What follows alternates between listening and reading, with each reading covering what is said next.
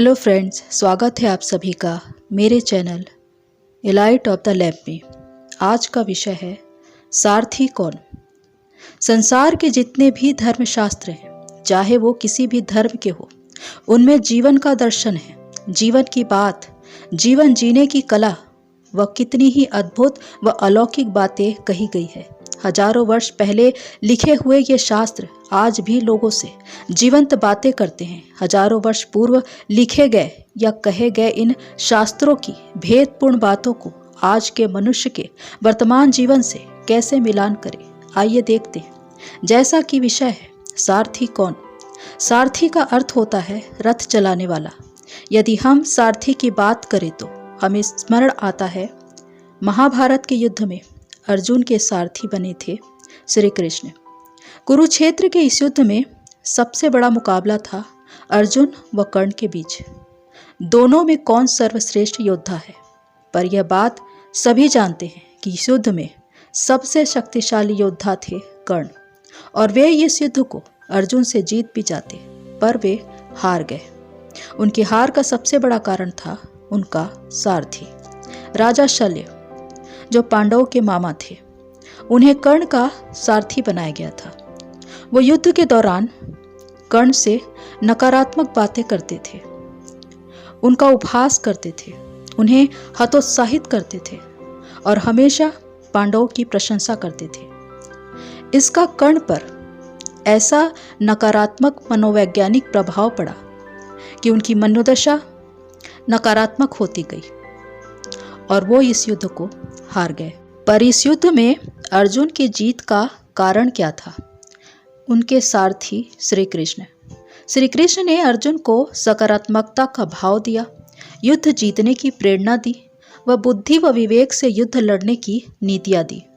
अर्जुन यदि इस युद्ध को जीत पाए तो अपने सारथी की वजह से। हजारों वर्ष पूर्व अर्जुन के रथ को चलाने वाले सारथी श्री कृष्ण थे, तो आज के युग में मनुष्य के जीवन रूपी रथ को चलाने वाला सारथी कौन है?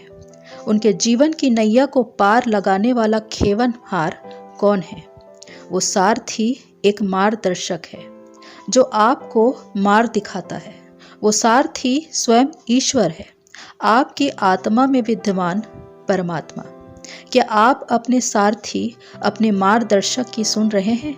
उसकी नीतियों पर चल रहे हैं?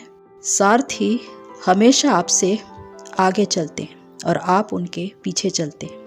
इस संबंध में एक उदाहरण ले तो यदि मान लिया जाए मनुष्य शून्य यानी जीरो है और ईश्वर को एक माना जाए, तो शून्य को कहीं पर भी लिख दिया जाए उसका कोई मूल्य नहीं होता, पर यदि उसी के आगे एक लिख दिया जाए तो वह 10 की संख्या बन जाती है। अब शून्य का मूल्य बढ़ गया, उसी प्रकार उसमें कुछ और शून्य जोड़ दिया जाए तो वह 100, 1000 व लाख की संख्या बन जाती है।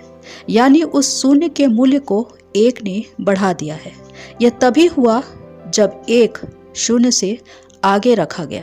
इसका अर्थ यही है कि जब मनुष्य सारथी यानी ईश्वर को अपने जीवन में प्रथम स्थान पर रखता है तो उसका मूल्य बढ़ जाता है। उसे अपनी मंजिल तक पहुंचने से कोई नहीं रोक सकता। फिर चाहे उसके जीवन में कितने भी भयंकर युद्ध आ जाए, वो उन सबों को जीत जाता है।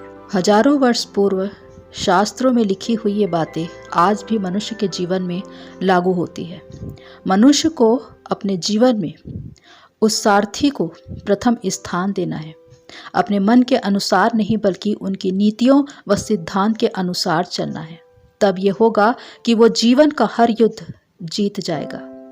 सो फ्रेंड्स, आज हमने जाना कि सारथी वास्तव में है कौन और उनका हमारे जीवन में क्या स्थान है।